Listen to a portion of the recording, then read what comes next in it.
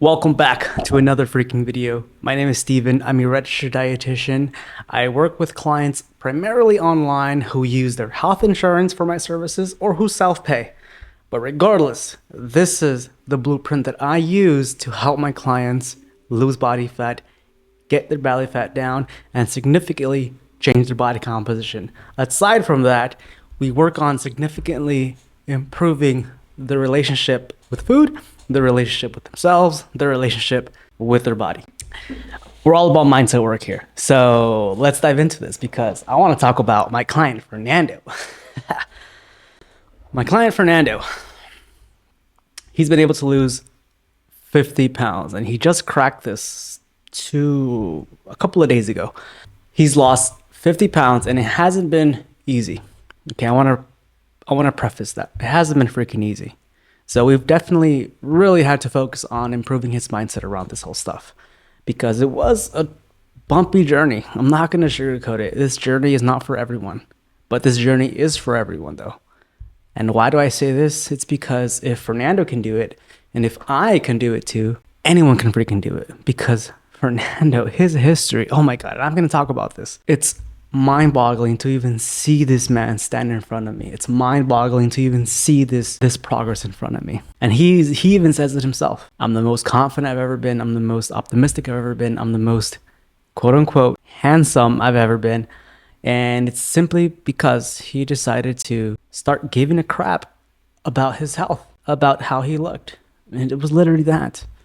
He hated how he looked and he used that as his motivation. But later down the road, that motivation turned, or the drive to keep going stemmed from how he feels now, doing all of these non-negotiables, checking things off, how he feels after the gym session, how he feels after his cardio session, how he feels at the end of the day after zeroing out his macros. I want to break this down and make it digestible for you so that you can start applying this today, because it's a pretty simple process, but it feels complex and it feels overwhelming because you have to spend a long time doing these same boring habits over and over and over and over.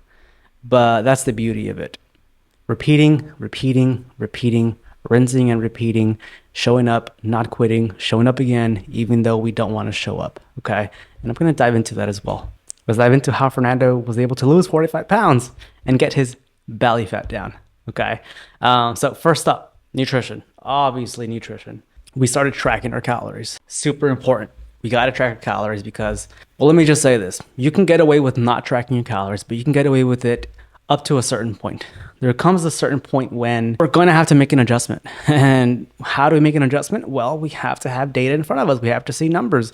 Just like how we budget, save money for an expense down the road, budget and save money into retirement, and invest accordingly to later on down the road retire a millionaire. That's the same thing. If we're not actively looking at numbers, how do we know that we're actually making progress on the things that we want to achieve? How do we know that we're making progress on saving up that down payment for the house? That's how tracking calories is. How do we know we're making progress if we're not actively tracking our calories? Weight loss comes down to how many calories we're consuming, we're eating. So nutrition, big pillar here, tracking calories, using a food scale and using an app like MyFitnessPal to track protein, carbs, and fats. And together those three make up your calories. So we optimized his nutrition by distributing his macronutrients, his protein, carbs, and fats. When we started this diet, he was at about 260 pounds. His goal weight was 200.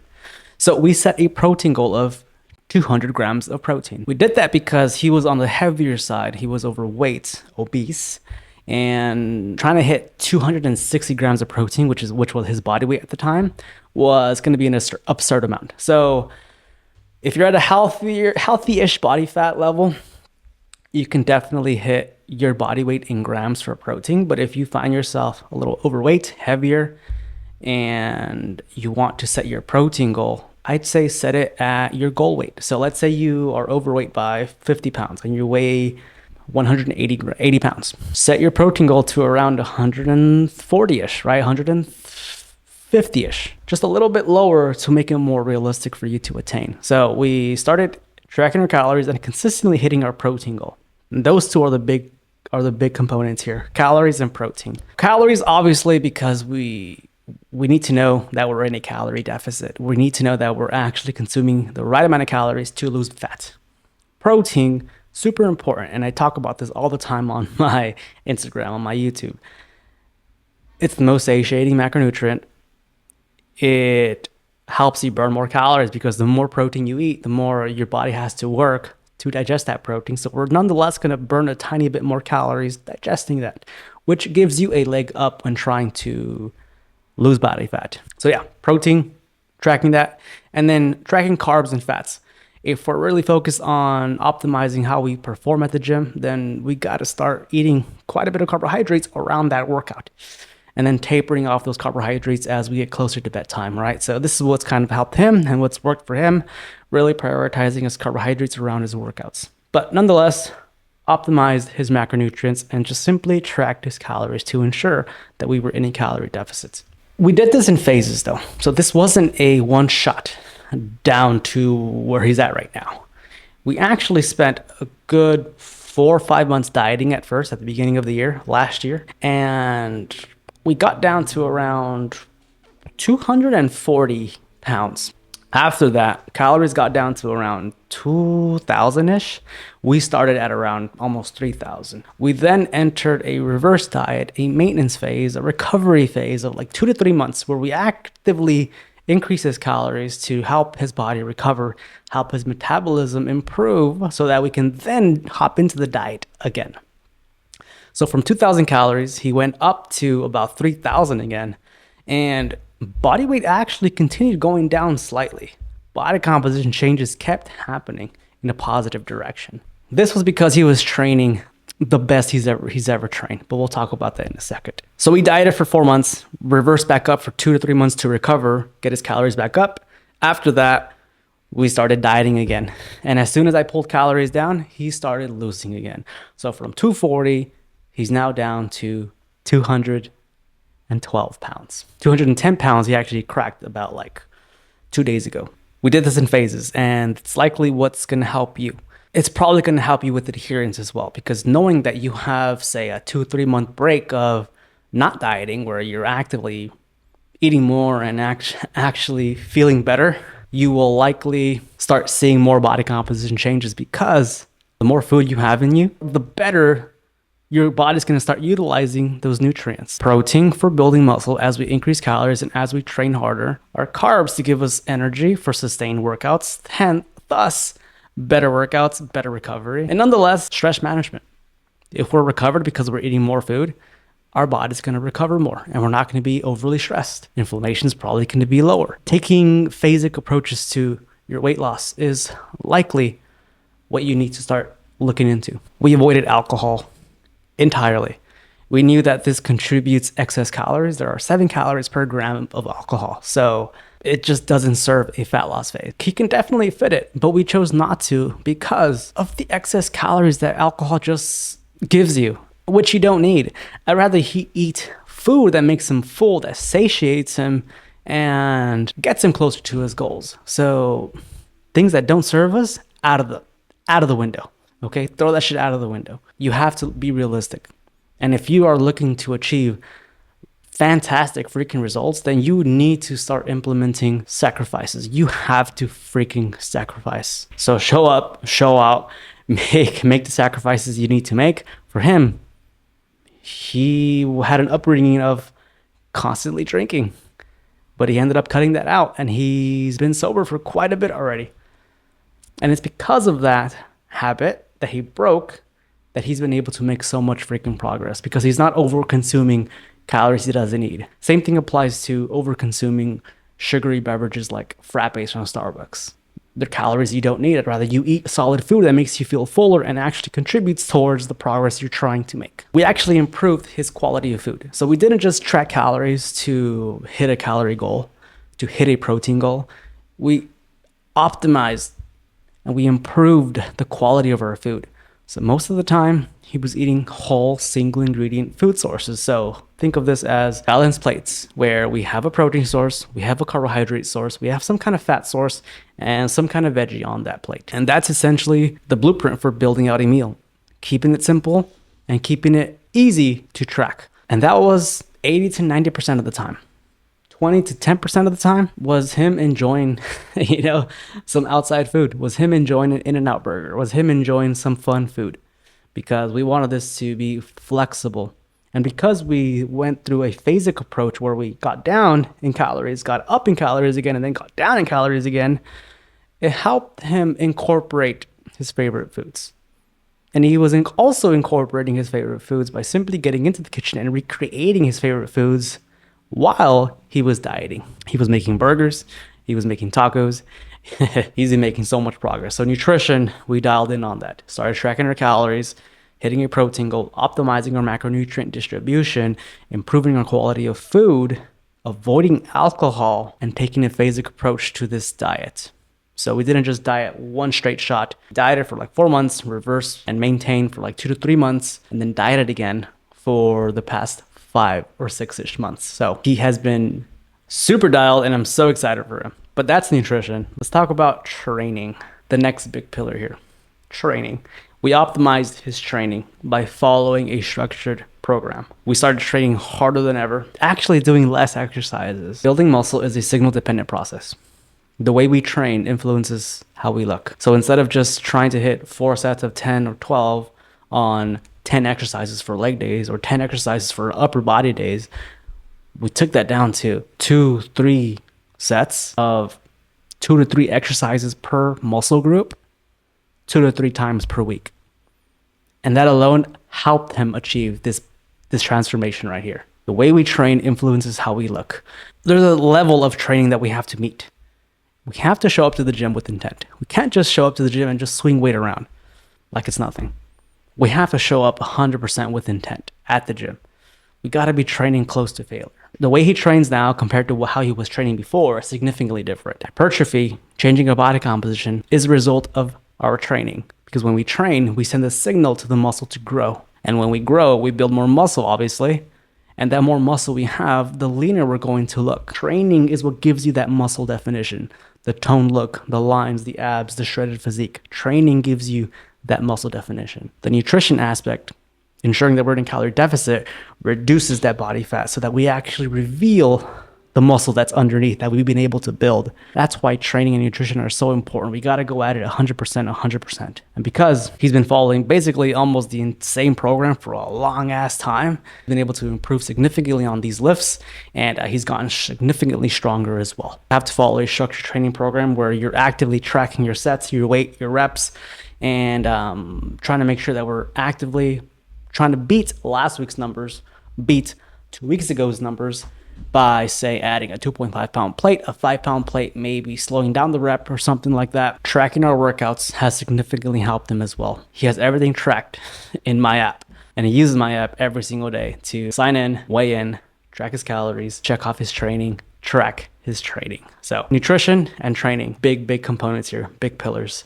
Number 3, habit stacking and accountability. The before and after you're trying to achieve is a byproduct of the tiniest of actions that you take every single day, the tiniest of habits that you stack every single day. We improve this all or nothing mentality. This is where most people have trouble. Getting rid of that, I can't do this, this is not for me, I can't lose weight mentality.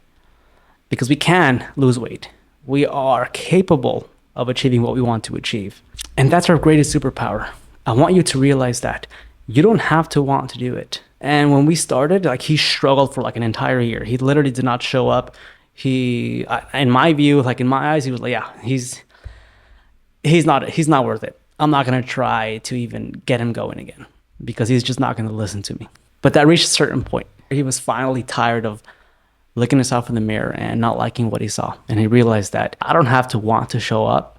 I just gotta show up. Drastic changes requires drastic changes to our life, to our habits. This mentality was huge for him. You don't have to want to do it. Show up regardless of how you feel.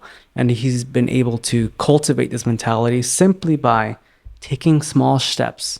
At the beginning of this, he was missing check-in days. He was missing weigh-ins. He was not tracking his calories. He was dropping the ball so many freaking times. But those small steps, as imperfect as they were they all compounded. They all moved that needle just a tiny bit forward. And I want you to remember that every misstep you take is still progress.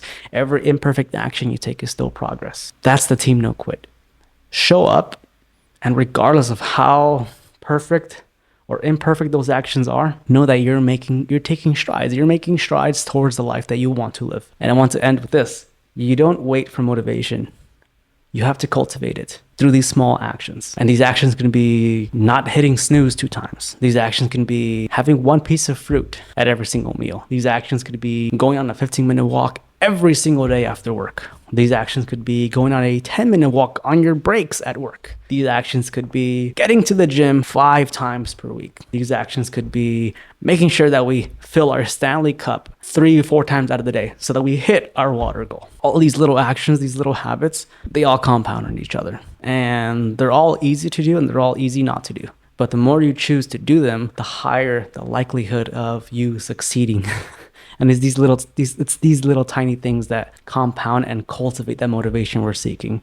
Most of us don't want to do it. We're waiting for the perfect time, but guess what? The perfect time will never come. You're never going to get this done. If you just say, I'll just wait until I'm less busy. I'll wait until it's the perfect opportunity, until it's the right time.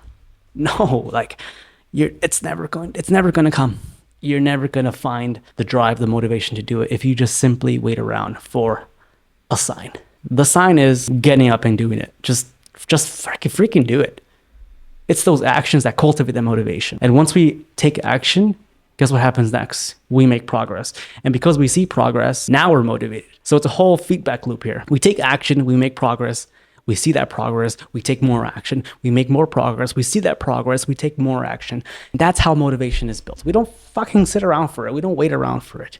We just get our shit done because we know that these are needle movers. So that's number 3, habit stacking and accountability. This wasn't easy for him. And he can quote me on this too. He struggled. He was a couch potato. He didn't work. He was literally unemployed and he had all the time in the world to get this done. But he chose not to do it until he was fucking fed up with how he looked, how he felt, with the sudden deaths in the family resulting from preventable diseases. That got him going. And he hasn't looked back since. So habit stacking and accountability is that 3rd point. And then number 4, aside from training, just moving our body more, making sure that we're getting a ton of steps.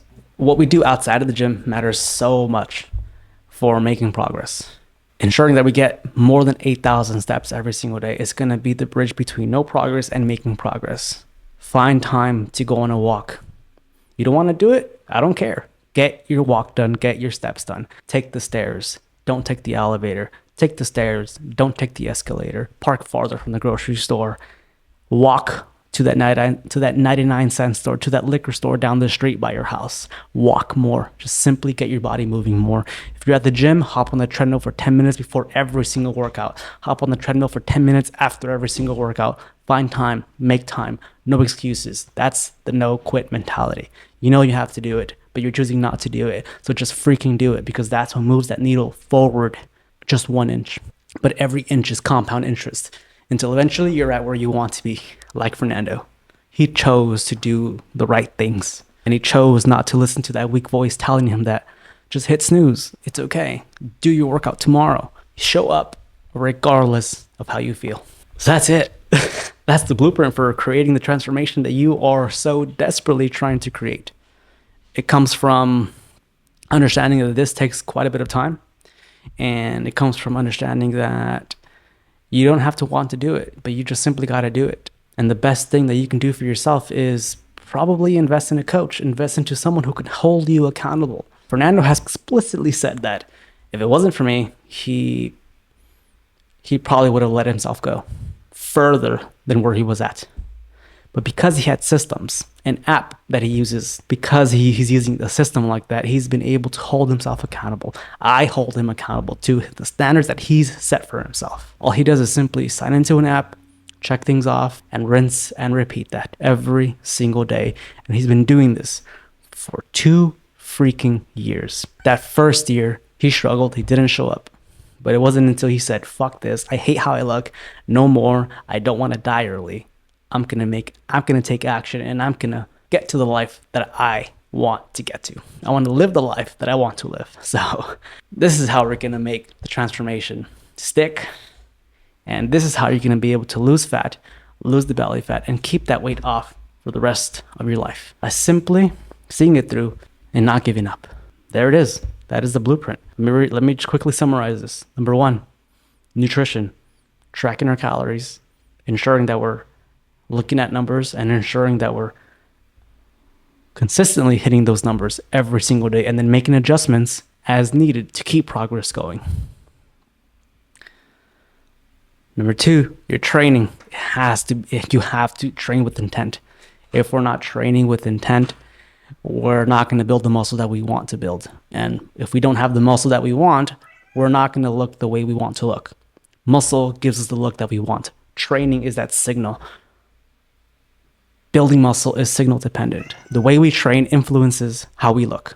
So train better, follow a program, track your sets, track your weight, track this data. And then finally, number 3, habit stacking and accountability. We just talked about this. Improving the all or nothing mentality by simply showing up even though you don't want to. You don't have to want to do it. And that's the superpower we're trying to get you. You don't have to want to do it. You just got to simply show up and do the work. Just do it. Meal prep. Go to the gym. Drink your water. Eat your protein. Eat your fruits. Eat your veggies. Show up. Just freaking do it. Motivation is cultivated. We don't wait for it. We cultivate our motivation through the small, tiny actions we do on a day-to-day basis. And those tiny actions compound like compound interest. So that's it. I hope you guys enjoyed this one. Let me know how I can help you guys out. Follow me on Instagram. Drop me a follow. I'd love to connect with you. I'd love to help you out. Ask me a question. My DMs are open. Email me down below. Join my mailing list if you want to get free resources from me weekly or bi-weekly. Subscribe. Definitely helps out a lot. This was a lot to unpack for sure. So I hope you took some notes, and know that you are capable of losing 20, 30, 40, 50, 60 pounds if you are willing to be patient with this and play the long game. Just like how Fernando lost 45 pounds and got his belly fat down, you could do the same and achieve and get to the life that you want to get to. Live the life that you want to live. But it starts with taking action now and not waiting for the perfect time, because that perfect time will never come. Just take action right now. So that's it for me. I hope this helped. I will see you guys on the next one. Peace.